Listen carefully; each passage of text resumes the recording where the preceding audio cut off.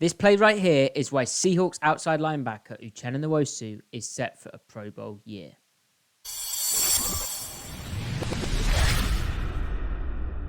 Okay, I do get it. The Seahawks defense was super disappointing in week 1, wasn't it? But Nuosu himself played a great game. He was a game wrecker for the Rams offense. And unfortunately, football is one of those sports where it requires all 11, not just one, or sometimes even more people, doesn't it? And Nuosu signed to that 3-year, $45 million deal this offseason. He just keeps improving. He's 28 years old now, but the signs versus run versus pass are that this is the year that he, gets the national recognition. Okay, there was no sacks this game, but he was disruptive in pretty much any situation. And that's why we're going to delve into his tape in a bit more detail. He's earned that. So first play of the tape, here we go. Uchenna Nwosu's playing the right outside linebacker spot. Seattle's in their most used front, the over front with the 3 technique going up to the tight end side, 2 outside linebackers, 2 inside linebackers, and then 2 interior defensive linemen.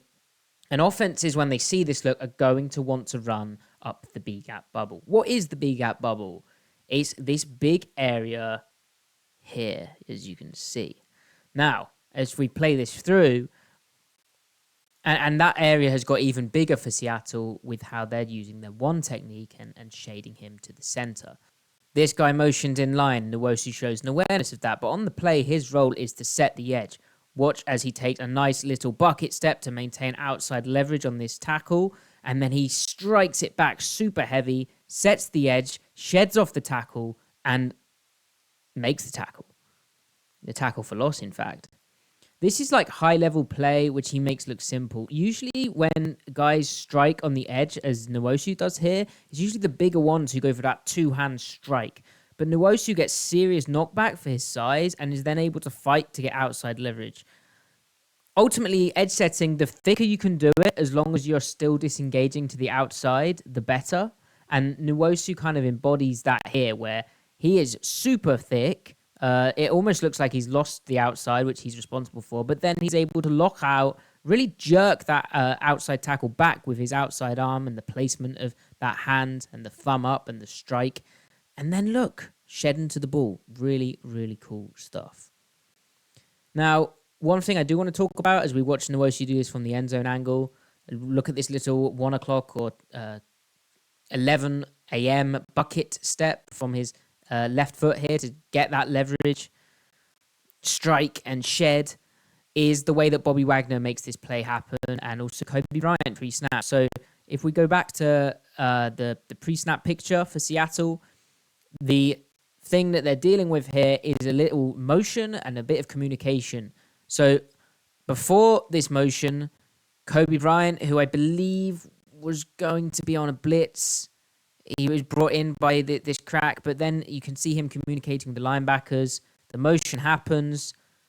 Bryant probably knows he has the crack replaced if Nuosu were to get cracked back. And here comes Bobby Wagner filling up that B-gap bubble. And though Bobby didn't make the tackle, he actually got broken down and missed his tackle by the running back.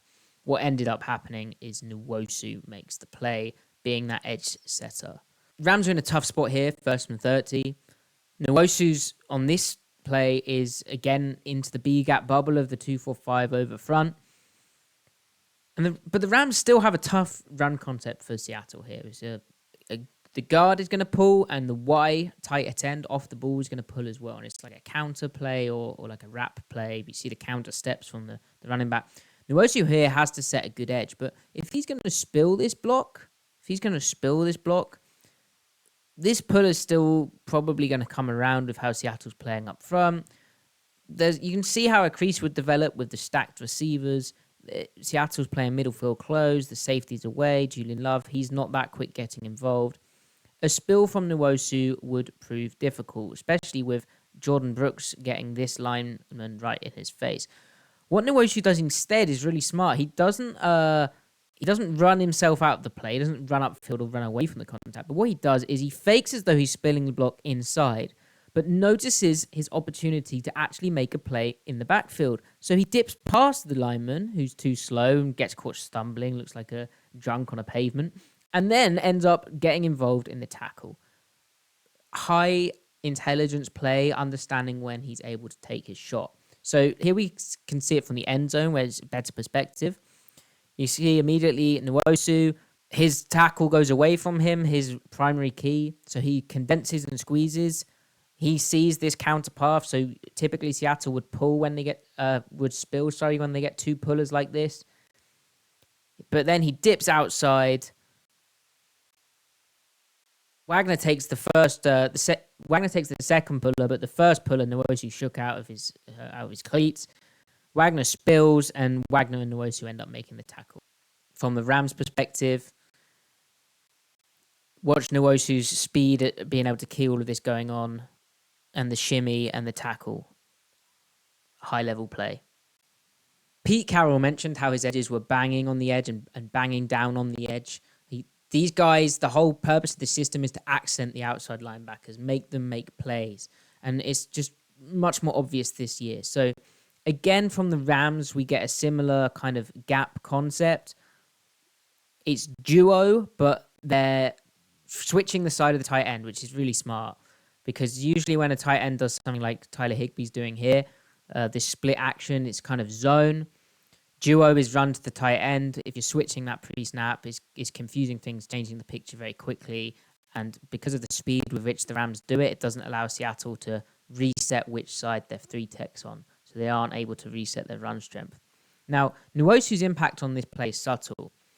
Typically in this game, Seattle would have the three technique and the outside linebacker slant a gap over. Now, I don't know if this is a called game as such is recognizing that they need to take their shot. Sometimes it looks more like a called game. Sometimes it doesn't. But Nuosu here, I believe if you watch the three technique here, Draymond Jones, he executes and gets in his A gap on his game, clogs up the center. They pinch down really nice. But Nuosu, who begins on that path, recognizes the type of run concept that the Rams are using. And then instead of running himself into this B gap, which is really tight, and the tackle essentially is removing it with his leverage, Nuosu, rather than just getting sideways and not staying square, is able to stay square and just decide, okay, I'm just going to push Alaric Jackson back. I'm just going to push this tackle all the way back, walk him back into the B, and then take away the outside too. Again, really good recognition of the play during the moment. Hand placement, power. Look at the way he's torquing his body from that low position to shove the tackle back, get under the pads, stand the tackle up. There is nowhere for this run to go on this side of the play. Now, very cool from Seattle in general, run defense-wise, and it's noteworthy that they held the Rams running backs to 2.6 yards per carry, and that's excluding the last drive of the game. You can just see here how this back is looking to read this A-gap and then bounce this outside. But there's no way there's a bounce read here. There's a hat here, there's a hat here, there's a hat here. There's no bounce here. And this A-gap is also super cloudy and clogged up. Jones is able to keep this guy off Bobby Wagner, and Wagner finds the ball. Maffei also makes a brilliant play off his edge, smacking the tight ends. Again, better pad level and getting involved. So really impressive run defense. You can see how from this angle, what it looks like as well. Focusing on Nuosu again, gets the tight end going away. He's about to skinny down to spike into this B, recognizes what the tackle's doing with that kind of step to seal him off outside. So it's like, okay, you can get in the B gap instead if you're not going to let me. And that's just a really good play getting involved on the tackle. Okay, so 1st and 10, 9:09 left in the fourth quarter. Seattle down by 11. And Nuosu, like all of Seattle's defenders, kept playing hard, to his credit. I mean, you'd hope that was the case. It's the NFL. They get paid a lot of money. But, you know, not all teams do that. And Nuosu here makes a great play. He takes one of those shots again. And he plays with an understanding of where his help is coming from. Watch him here run through that B-gap bubble, as I've said Seattle sometimes likes to do, and make the tackle for loss. Now, let's explore why he's able to do this. Seattle's playing, technically it's a 2-5-4, so let's just call it 4-3, guys. I'm fine with that. It's all okay. It's an over front. There's the one tech nose. There's the three tech to the pair tight ends. Seattle's in this personnel with Devin Bush in for the nickel cornerback because they want to match up with the Rams' 2 tight ends, 12 personnel look. Now, Nuosu's into that B-gap bubble, and the Rams want to run there. They want to run wide zone up in this gap press this gap, and then cut it back, hopefully with a nice combo block on the 3 technique, washing him out, and then stick the foot in the ground, and it ends up hitting up this B gap, but only because they're pressing where Seattle doesn't have a guy. But Nuosu knows Seattle's in cover 3 sky, so here's Quandre Diggs back in the post flood, and here down below is Julian Love, the sky safety. Now, sky is just a term for run support, so where is his secondary help, the secondary force, going to arrive? Well, because of his coverage assignment, which is the flats of cover 3, his run fit assignment is to basically play on the outside of the run. So Nuosu, if he can recognize an opportunity, and I don't believe this is a called game, is able to spike into the B gap, knowing that he has Love on the outside of him, working to the outside. Now, what's really cool is Nuosu's timing. If he does this super quick, the ball rolls off the table, and it can get outside too fast for Seattle to have got there. But watch, he does a nice stutter at the line, kind of reading the play. He recognizes his outside zone, the tackle's super wide to him, and then a nice tight path and execution. Notice Love is outside, he's getting crackback blocked. Here comes Mike Jackson trying to replace as well. Jordan Brooks is able to work, even with a kind of funky read going on here, he's able to work all the way over the top into this alley. The angles are messed up for this because the back's having to bubble out because of Nuosu being clean to the inside. But Nuosu is also able to make the tackle. That's how tightly he executed it. So it's messing with the angles of the offense. It's playing with that comprehension of, we're in this coverage, I know how I can make a play, take a shot, and set the edge. Because ultimately, did the guy get to the edge? No, Nuosu made the tackle. If he had got to the edge, Jordan Brooks is making the tackle because of how janked up their angles are from this maneuver. But super, super tight path after having that little timing and patience to not run yourself out of the play. Okay, and I'm sure we've all heard that, yes, Seattle only had 2 quarterback hits on 38 Stafford dropbacks, but Nuosu had a really good game rushing the passer. He was unlucky he didn't get, a sack or more than 1 quarterback hit. I think he only finished with 1. So here we're just pass rushing off the edge. It's off play action though, and this is a great example of how rush can help coverage and vice versa. So firstly, nice little shimmy. He has to read run pass first, but he quick read. He's just too quick for tackle in the short areas, and he's right into the path of Stafford. That's almost a hit. I don't know if that gets graded as one by the companies who do that. Now, how does this help? Well, on the back end, Seattle's in some real trouble here. Bobby Wagner's in the strong hook. Devin Bush in that 2-5-4 grouping again. He's in the curl flat. Now, they get a sail route combination, so this guy's going to run off the third corner. This guy's running the out, and Devin Bush, who hurt his hand on the reroute, he's playing the curl flat. Typically, Seattle's had the curl flats sail out here, but then be responsible for this flat route primarily, and they've had the strong hook run all the way outside of this. And Bobby Wagner in his prime was excellent. As you can see him here, panic drop, turn and run. He was excellent at running all the way with this.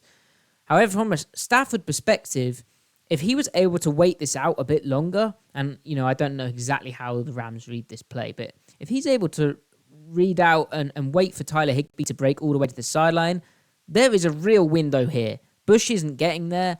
He's too busy with his hurt hand. Wagner's decided to zone off kind of here.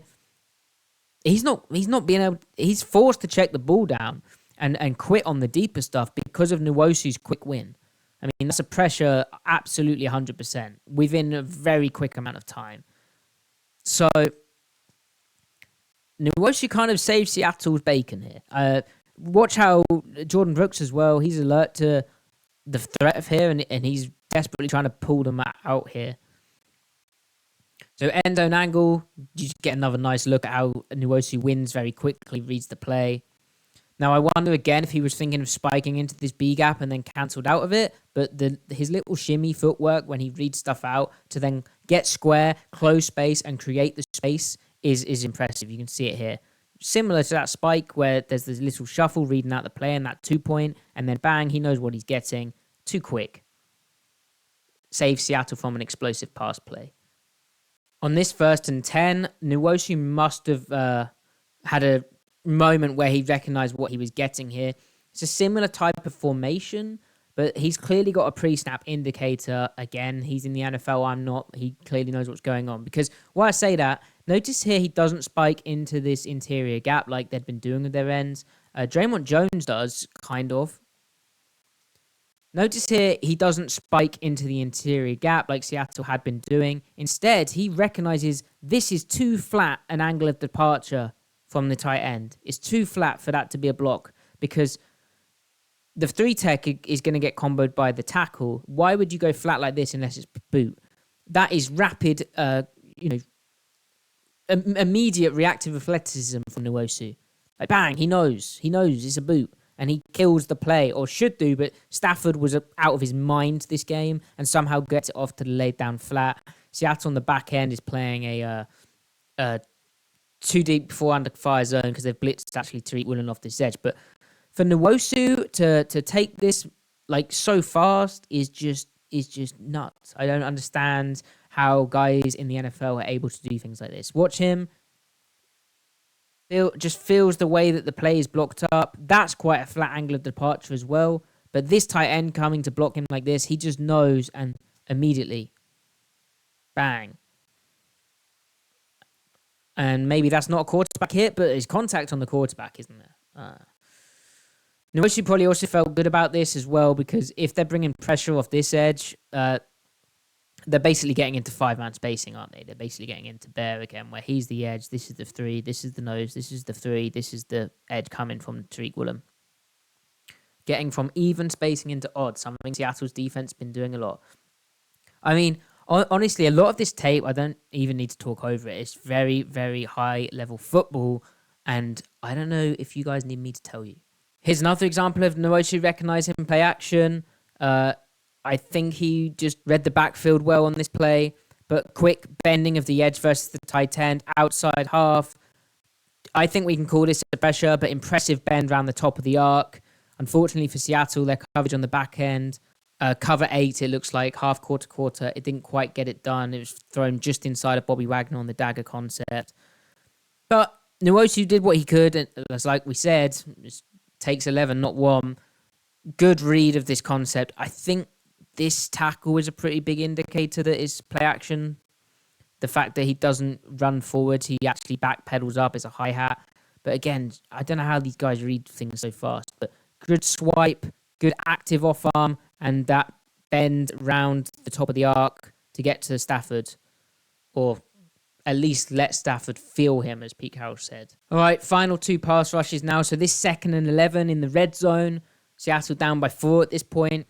Again, this is rush helping coverage and vice versa. But Nuosu here is in this kind of sprinter stance now, and his get-off is excellent. And the right tackle's almost shocked by that. He bends through the contact very quickly, just pure speed off the edge. Bit of just bend through, and that ball has to come out fast from Stafford. He misses off target, went for his running back, but if Stafford had more time here, potentially he's trying Trey Brown on this corner route. It's a one-on-one with the back turn from the corner. It's a bit more interesting for Stafford. This here is more kind of a throwaway, isn't it? It's more of a throwaway. It's vaguely in the direction of his running back, but Nuosu's ability to use his hand into his shoulder and bend through, great power, putting all that power through this left outside foot to then get around. Again, is that a fingertip on the quarterback? Kind of, but ball's out fast, incompletion, brought up 3rd and 11 where Seattle should have got off the field. Unfortunately, illegal use of hands to the face came in, but Nuosu did his job on this play. Okay, so as I've said, Stafford was nuts in this game. In his 3rd and 8, no exception. This was basically the time in the game where you realised Stafford could not be beat. Nuosu, though, did what he could in this play. So this is the corner throw to Puka Nacua. He's running it against 2-man, and he just gets it thrown to a spot. It's fine coverage from Mike Jackson. It's just where only the receiver can get it, and just a nuts throw from Stafford. Even more impressive because Nuosu won his rush, won outside, got pressure on the quarterback, got another kind of hit on him. And also, Seattle had good rush from Jaron Reed and Dow Taylor. So the scheme behind this is pretty cool. Seattle's in an overload front. That means the 1 tech's here. the loose 3 technique, that's super loose, isn't it? Is here, and here's the outside linebacker. Then Nuosu's out here, and Bobby Wagner is mugging this open gap. What does that do? Well, you can either play man protection here, so you could have this guy man here, this guy man here, this guy man here, and then this tackle man onto Nuosu. Or you can full slide it to get at least less one-on-ones out there and leave the running back to Bobby Wagner. But essentially, you're still having to leave a one-on-one out here. So it creates a one-on-one for Nuosu versus this tackle. And indeed, the way the Rams block it, as you'll notice, is they slide out here. So tackle, guard, center, and then this guard looking over here. The back has Bobby Wagner, who's just in man coverage on him. And Nuosu has this one-on-one. Now, Nuosu did a great job rushing speed to power, got his chest, his helmet into the chest, but the hands are striking. The tackle's anchor's really tested. He's then able to win outside and kind of get a quarterback hit. He also benefits from Stafford having to move in towards him because Jaron Reed is quick up the A-gap, and Darrell Taylor had a quality kind of fishhook rush off the back edge. Nuosu's doing a good job of rushing with his teammate here because if you know you're getting a really wide rush off this edge, you can rush a bit tighter and kind of shrink down your edge for the wide back edge to prosper. So it's good rushing together. Just Stafford was nuts in this game, and as good as Nuosu did here in that sprinter stance that uses, a good get-off again, unfortunately for him. And the Seahawks, the Rams, were just better on the day. So there you have it. Nuosu's going to have a great season. He started it off really well. It's just unfortunate that the Seattle Seahawks couldn't quite get it done, could they, overall?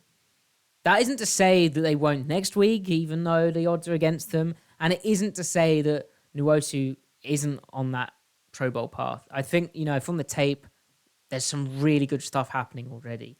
If you like the video, please do like and subscribe and comment to the channel. Check out Griff's stuff as well. He did a great one on Jordan Brooks. We're going to continue this weekly with some tech issues that we had to deal with.